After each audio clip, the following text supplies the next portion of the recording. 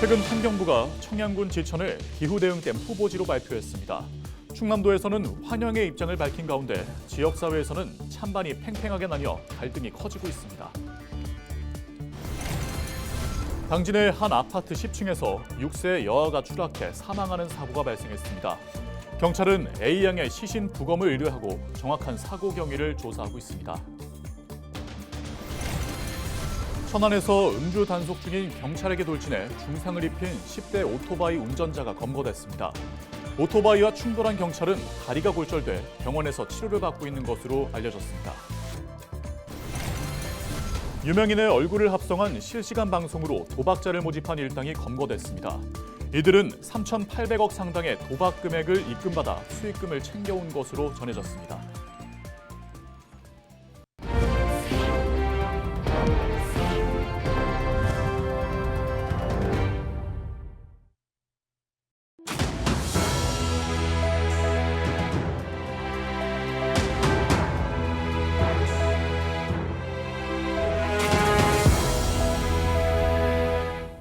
시청자 여러분 안녕하십니까? 헬로티비 충남 뉴스입니다. 최근 환경부가 청양군 지천을 기후대응댐 후보지로 발표했습니다. 하지만 지역사회에서는 찬성과 반대로 나뉘어 갈등을 빚고 있다고 하는데요. 네, 취재기자 연결해서 자세한 소식 알아보겠습니다. 이미정 기자, 먼저 이 사업의 추진 배경부터 설명해 주시죠. 네, 지난달 30일 환경부가 기후대응댐 후보지에 청양군 지천을 지정했습니다. 해마다 반복되는 극한호우와 가뭄에 대응하기 위해 신규 댐을 건설하겠다는 계획입니다.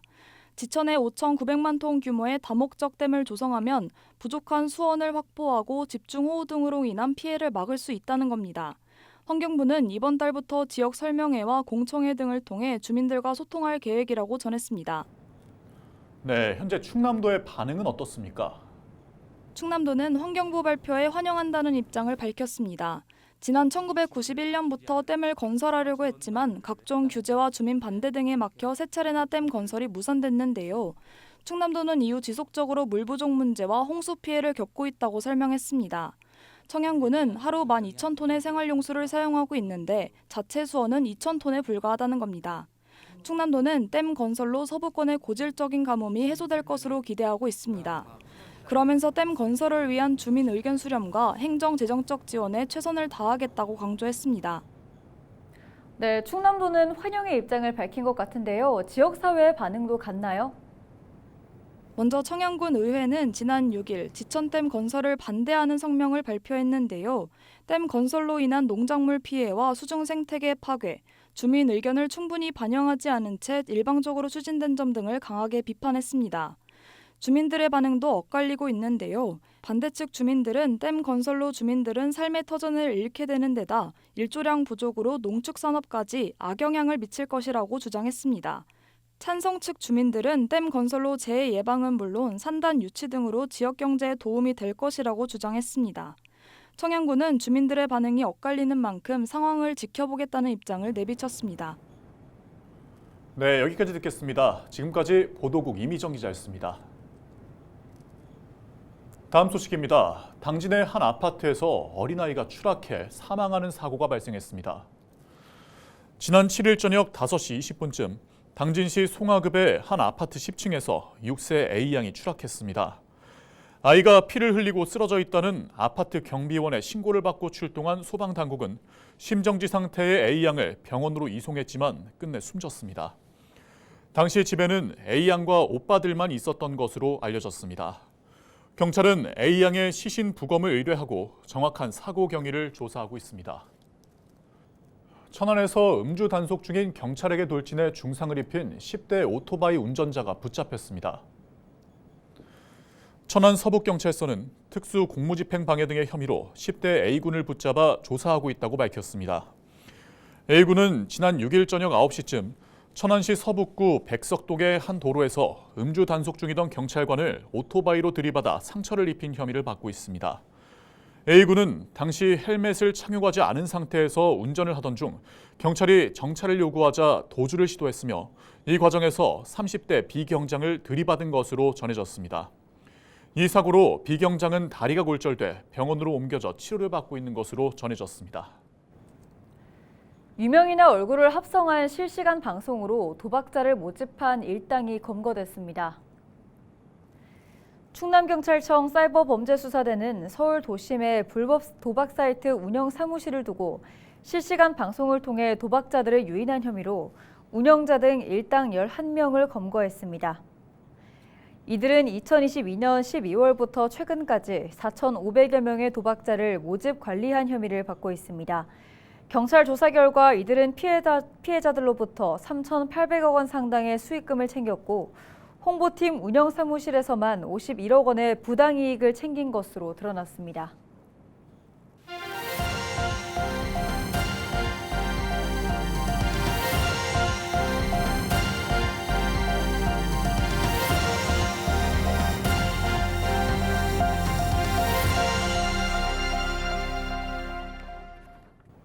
가을의 시작을 알리는 입추지만 동해안 지역은 벌써 20일 가까이 열대야가 이어지고 있습니다.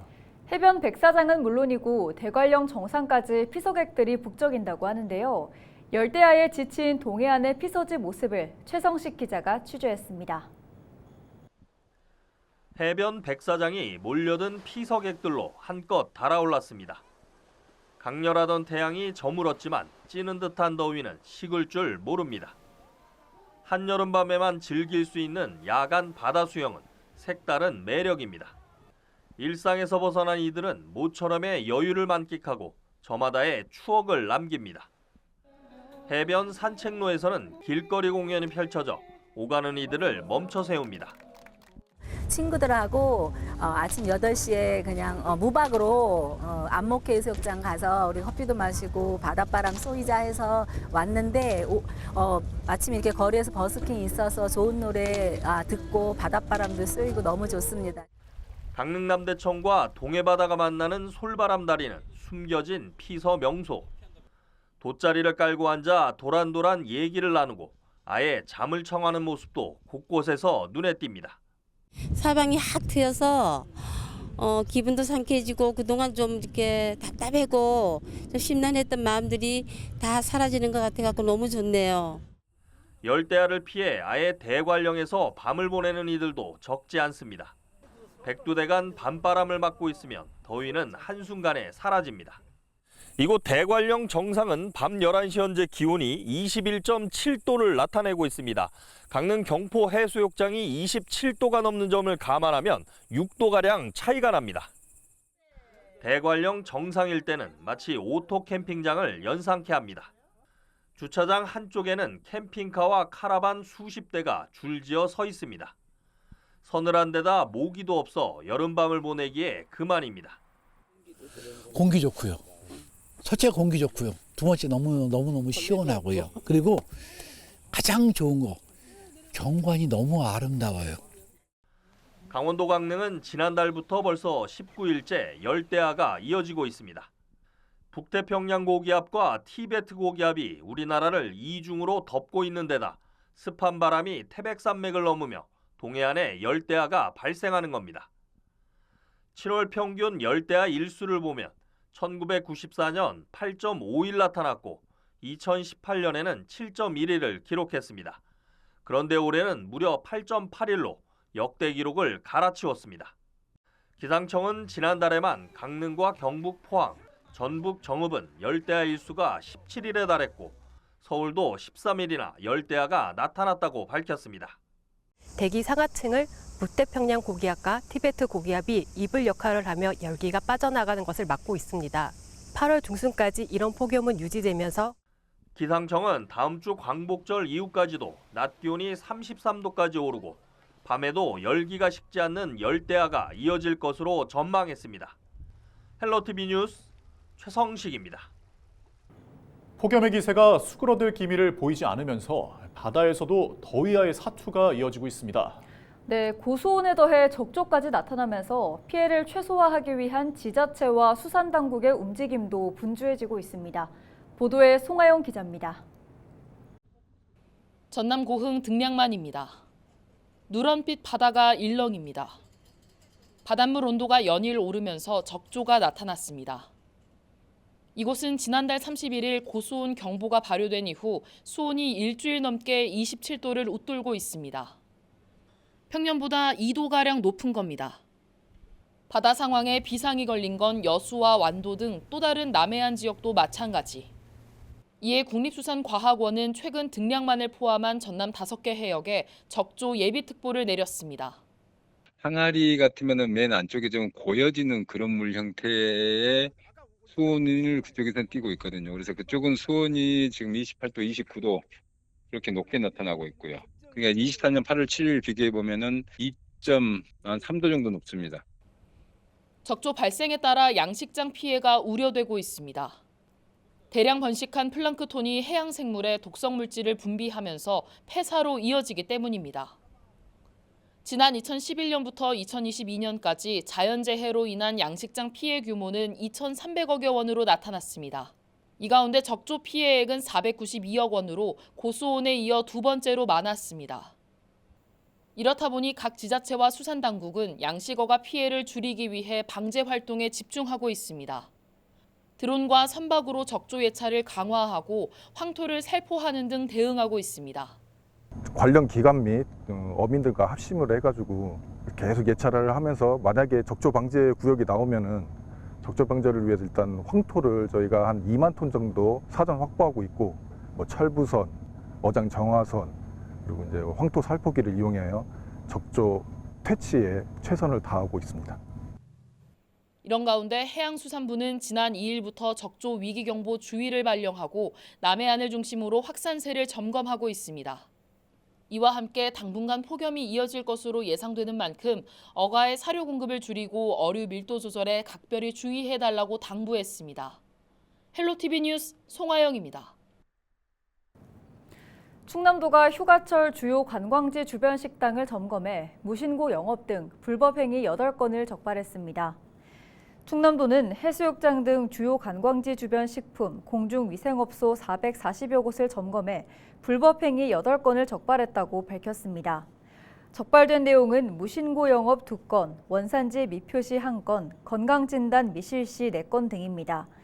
충남도는 적발된 업소를 대상으로 현장 계도 조치와 함께 과태료 등을 부과했다고 밝혔습니다.